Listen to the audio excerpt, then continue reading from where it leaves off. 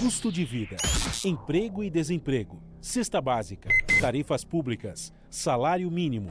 Agora, na Brasil Atual, a análise do DIEESE. E vamos falar agora com o Fausto Augusto Júnior, diretor técnico do DIEESE. Olá, Fausto, bom dia. Olá, bom dia, Marilu, bom dia. Fausto, vamos falar aqui. O ministro Guedes está querendo ampliação de recursos extras para a saúde, inclusive do FGTS. Como é que você está vendo aí a condução do ministro da Economia diante desta crise que a gente está vivendo? Marilu, está muito aquém, né? Precisamos acelerar essas discussões, essas possibilidades. Essa é uma semana muito importante, porque o governo precisa apresentar medidas mais concretas para a contenção do vírus. O Ministério da Saúde está caminhando bem nessa discussão. Bem ou mal, o SUS tem funcionado, tem conseguido articular suas instâncias, tem mostrado muita desenvoltura para lidar com uma pandemia do tamanho que está colocada. Agora, isso vai demandar recursos e o governo federal, em especial por meio do Ministério da Economia, precisa liberar esses recursos. Mas nós precisamos também avançar do ponto de vista do Congresso Nacional, né? Existe uma pauta emergencial que o Congresso precisa se debruçar, e essa pauta passa pelo conjunto de direitos e pelo conjunto de garantia para os trabalhadores, tanto os trabalhadores empregados quanto os trabalhadores informais. Para você ter uma ideia, Marilu, está nos jornais de hoje, essa discussão começou na Itália, e a Itália só vai fazer um movimento desse depois de quase 1.800 pessoas mortas, né? A Itália está encaminhando um decreto para que as empresas que paralisarem suas atividades, os trabalhadores, por meio da Previdência Social, recebam 80% do seu salário. Isso é uma medida que poderia ser feita aqui no Brasil, nós já temos mecanismos para isso, nós já temos mecanismo tanto do layoff, quanto o PDI, né, que era o antigo programa de manutenção do emprego. A gente pode fazer esses movimentos e precisam ser feitos muito rapidamente.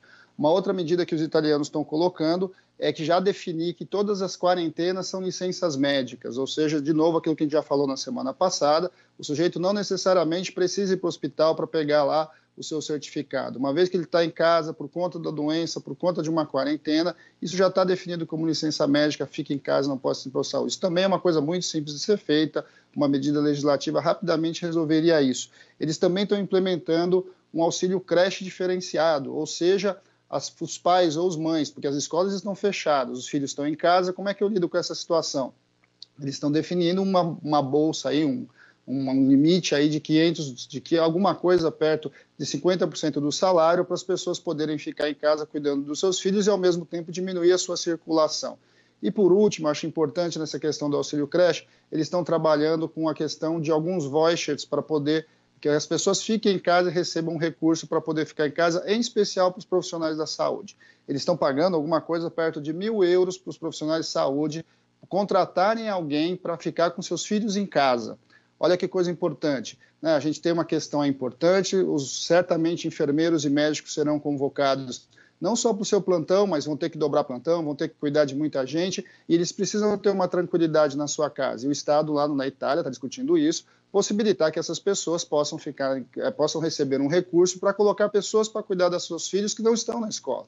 Então, são medidas relativamente simples. O governo brasileiro pode implementar coisas parecidas. Nós já temos mecanismos, inclusive legislativo, que permite para isso, precisa de adaptações, e cabe ao Congresso Nacional e o próprio governo federal pensar em coisas desse tipo.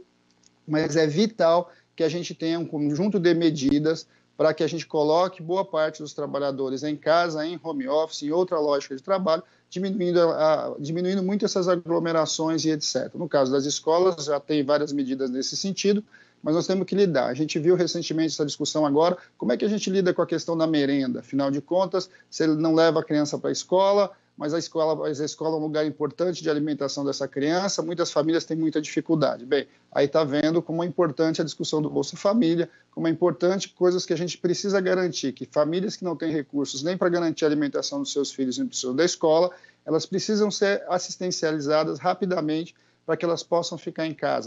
Essa é uma outra medida que a gente espera que a gente veja, por exemplo, os trabalhadores informais, porque a gente fala muito das empresas, muito dos trabalhadores aí, que tem carteira assinada, mas eles são só metade do conjunto dos trabalhadores. A outra metade precisa de um conjunto de outras assistências e o Bolsa Família certamente é um deles, nem que seja que a gente construa alguns mecanismos temporários aí pelos próximos 6 meses, pelos próximos 8 meses, que a gente possa lidar com essa situação. Agora, o ministro Guedes precisa compreender isso, precisa liberar recursos e nós precisamos acertar um grande pacto na sociedade para enfrentar economicamente a doença que está vindo por aí. Perfeito, Fausto. A gente agradece aqui a sua participação. Forte abraço para você. Até mais.